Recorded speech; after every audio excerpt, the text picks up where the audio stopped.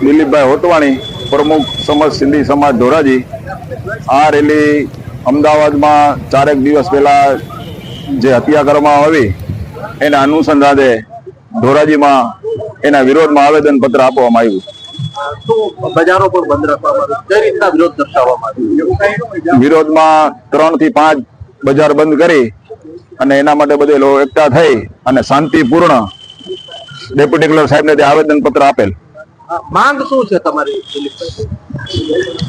નિશાળના સંચાલકો અને છોકરાને ન્યાય મળે એના માટે અમે આવેદન પત્ર આપેલું। રાજુ બાલદા, સામાજિક કાર્યકર।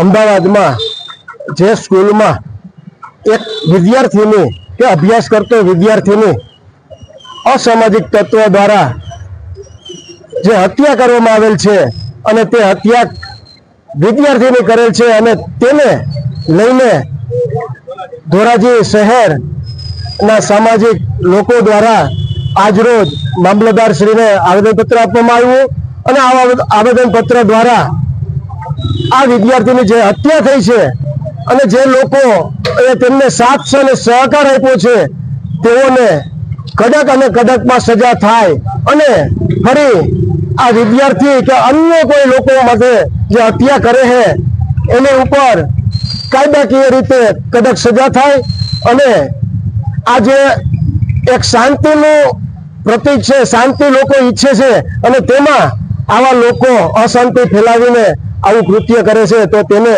કડકમાં કડક સજા થાય તે માટે ધોરાજીના લોકો દ્વારા આજરોજ મામલતદાર સાહેબ છે આવેદનપત્ર આપવામાં આવેલ છે।